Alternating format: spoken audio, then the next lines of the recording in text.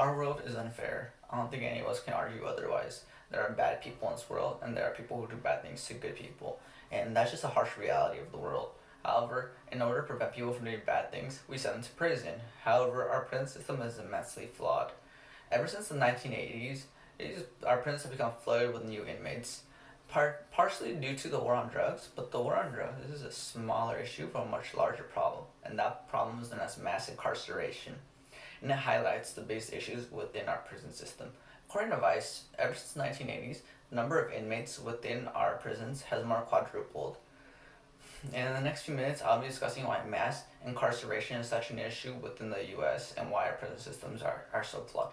But in short, this can be summed up within three reasons. The first being that there are some glaring statistics involved with mass incarceration.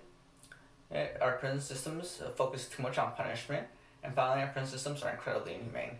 Firstly, let's look at the data, since these are the most concrete evidence against mass incarceration.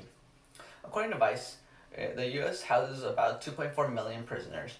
Now, this might not sound like much, but let me put it into perspective. The U.S. accounts for about 5% of the world's population, yet it houses about 25% of prisoners. And only 7.7% of these prisoners are dangerous criminals who are violent offenders. Now, this data is just ridiculous, especially when you consider that, according to ACLU, it costs about $80 billion of taxpayer money, our money, to sustain these prisons. This alone is enough evidence as to why our efforts and money are going to waste. Next, let's look at the punishments. It might sound a bit ridiculous to think that a prison focuses too much on punishment. After all, isn't that what prison really is? Just a punishment for committing crimes?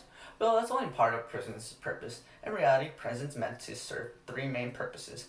The first being to punish criminals, the second being to incarcerate them, that way they can no longer commit further crimes. And finally, it's meant to rehabilitate them. After all, today's inmate is tomorrow's neighbor.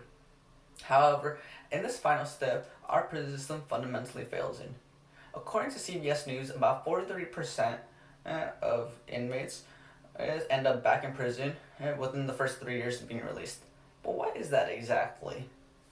After all, isn't prison supposed to rehabilitate them? Well, this is where they fail at. Most criminals suffer from psychiatric disorders, hence why they commit their crimes in the first place. Interestingly enough, the World Health Organization calls prison the dump where psychiatric disorders are thrown in. Now, in prison, there's little to no psychiatric help, as therapy visits are usually often very brief or rarely happen at all, only if the budget really makes room for it. This is concerning, especially when you consider the fact that there are little to no reform programs within prison. So when they are released back into society, it makes it much more difficult for prisoners to find jobs or even seek government aid. This is incredibly sad, as it seems like once people have a criminal record, society just gives up on them and just expects them to fade into obscurity. That is not okay. And finally, the main flaw within our prison system and mass incarceration is that it's incredibly inhumane. I previously mentioned that that our prison system favors punishment above all else. Well, these can often be very inhumane and often very torturous. The most famous of which is solitary confinement. Solitary confinement is basically when a prisoner is left alone without minimal human contact for a extended period of time. This is such a draining and torturous punishment, and that is actually considered torture in other countries. However, within the prison system, it is unregulated.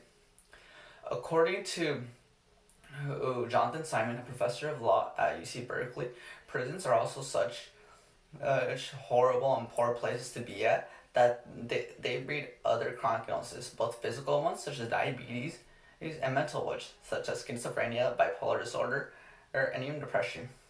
Now, when you couple this along with the psychiatric disabilities and torturous is punishments, it can result in conditions that no person should ever have to endure, no matter how harsh their punishment. In conclusion, mass incarceration it shows how fundamentally flawed our prison systems are. In short, our prison systems focus too much on punishment, has glaring statistics that uh,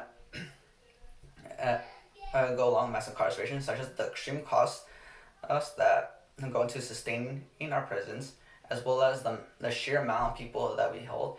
Finally, how inhumane our punishments and our prison system actually are.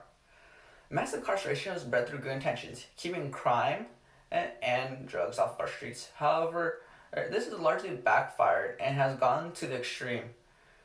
This in turn costs us billions of dollars a year and costs millions of Americans their precious lives. Thank you.